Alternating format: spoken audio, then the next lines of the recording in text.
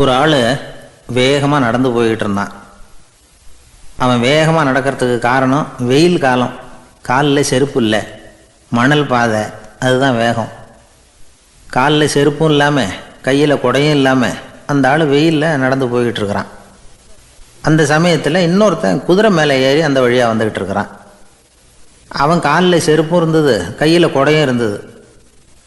நடந்து போய்கிட்டு இருந்தவன் அந்த குதிரை ஆசாமியை பார்த்து கேட்டான், ஐயா, நீங்களும் குதிரை மேலே உட்காந்துக்கிட்டு போய்கிட்டு இருக்கிறீங்க, அப்படி இருக்கிறப்போ உங்களுக்கு அந்த செருப்பு என்னத்துக்கு, அதை எனக்கு கொடுத்து உதவலாமே அப்படின்னா. குதிரை மேலே உட்காந்துருந்தவன் யோசனை பண்ணி பார்த்தான். இவன் சொல்கிறது நியாயம்தானே அப்படின்னு சொல்லி தன்னுடைய செருப்பை கழட்டி அந்த வழிப்போக்கனுக்கு கொடுத்துட்டான். ரொம்ப நல்லதுங்க அப்படின்னு சொல்லி இவன் அதை வாங்கி காலில் மாட்டிக்கிட்டான். அதுக்கப்புறம் மறுபடியும் இவன் ஆரம்பித்தான், ஐயா, நீங்கள் குதிரையில் போகிறதுனால போக வேண்டிய இடத்துக்கு வேகமாக போய் சேர்ந்துருவீங்க, அதனால் உங்கள் கையில் அந்த குடை என்னத்துக்கு, நான் நடந்து போயிட்டுருக்கிறவன் ரொம்ப நேரம் நடக்க வேண்டியிருக்கும் இந்த வெயிலில், அதனால் அந்த குடையையும் எனக்கு கொடுங்களேன் அப்படின்னா. குதிரை வீரன் யோசனை பண்ணி பார்த்தான், இதுவும் நியாயம்தானே அப்படின்னு அவனுக்கு தோணுச்சு. உடனே இறக்கப்பட்டு தன் காலில் இருந்த செருப்பை கொடுத்தது மாதிரியே தன் கையில் இருந்த குடையையும் இவங்கிட்ட கொடுத்துட்டான். அதுக்கப்புறம் அவன் நிம்மதியாக புறப்பட்டான். இப்போ மறுபடியும் கை தட்டி அவனை நிறுத்தினான். கீழே நின்றுக்கிட்டு இருந்தவன், என்னப்பா ஏன் என்னை நிறுத்தினேன், இன்னும் ஏதாவது வேணுமா உனக்கு அப்படின்னா குதிரையில் இருந்தவன். இவன் மெதுவாக வாயை திறந்து அந்த குதிரையையும் என்கிட்ட கொடுத்துருங்களேன்னா. அந்த குதிரை வீரன் இப்போ ஒரு கணம் யோசனை பண்ணி பார்த்தான். உடனே என்ன பண்ணான் தெரியுமா, தன்கிட்ட இருந்த குதிரை சவுக்கை எடுத்தான். குதிரை சவுக்கால் அந்த ஆளை வாங்குன்னு வீசி தள்ளிவிட்டான். இவ்வளவு சவுக்கடியும் வாங்கிக்கிட்டு இந்த ஆள் என்ன பண்ணான் தெரியுமா, சிரிக்கிறான். அடி வாங்கிட்டு யாராவது சிரிப்பாங்களா? குதிரை வீரனுக்கு ஒன்றும் புரியல. என்னப்பா அது, ஏன் இப்படி அடி வாங்கிட்டு இப்படி சிரிக்கிறியே அப்படின்னு கேட்டான்.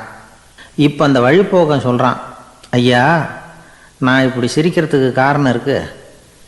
இப்படி குதிரை கேட்டு உங்ககிட்ட அடி வாங்கலைன்னு வச்சுக்கோங்க, என் உயிர் உள்ள வரைக்கும் மனசில் ஒரு தவிப்பு இருந்துக்கிட்டே இருக்கும்.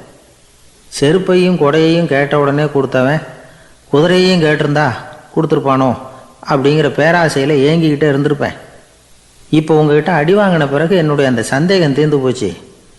என்னுடைய ஆசைக்கு எல்லை எது அப்படிங்கிறத எனக்கு புரிஞ்சுட்டுது அப்படின்னு சொல்லிவிட்டு அவன் நடக்க ஆரம்பிச்சிட்டானான். ஆசைக்கும் எல்லை உண்டு அப்படிங்கிறத விளக்கிறதுக்காக வாரியார் சுவாமிகள் சொல்கிற கதை இது. இந்த காலத்துலேயும் ஒருத்தன் அது மாதிரி கொடை செருப்போட குதிரையில் போய்கிட்டு இருந்தான். எதிரில் நடந்து வந்தவன், ஐயா, உங்கள் கொடையை எனக்கு கொடுங்களேன்னு கேட்டான். உடனே அவன் குதிரையிலேருந்து கீழே குதித்து அவனை சாட்டையால் அடிக்க ஆரம்பிச்சிட்டான். இன்னொருத்தர் அந்த வழியாக வந்தவர் இதை பார்த்தார். ஏன்பா, அவன் கேட்டான், உன்னால் முடியலன்னா இல்லைன்னு சொல்லிட வேண்டியது தானே, அதுக்காக ஏன் இப்படி அவனை போட்டு அடிக்கிறேன்னு கேட்டார். உங்களுக்கு விவரம் புரியாது சார், காலம் ரொம்ப கெட்டு போச்சு. கேட்டதை கொடுத்தேன்னு வச்சுக்கோங்க, இந்த குதிரையே என்னோடது, அவன் திருடிக்கிட்டு போகிறான் அப்படின்னு என் பேரில் புகார் கொடுக்க ஆரம்பிச்சிருவான் சார் அப்படின்னா. அது எப்படி அவ்வளோ உறுதியாக சொல்கிறேன்னு கேட்டார் அவர். ஏற்கனவே அது மாதிரி ஒருத்தன் பேரில் புகார் கொடுத்துட்டு தான் இந்த குதிரையை நான் தள்ளிட்டு வந்துக்கிட்டு இருக்கிறேன்.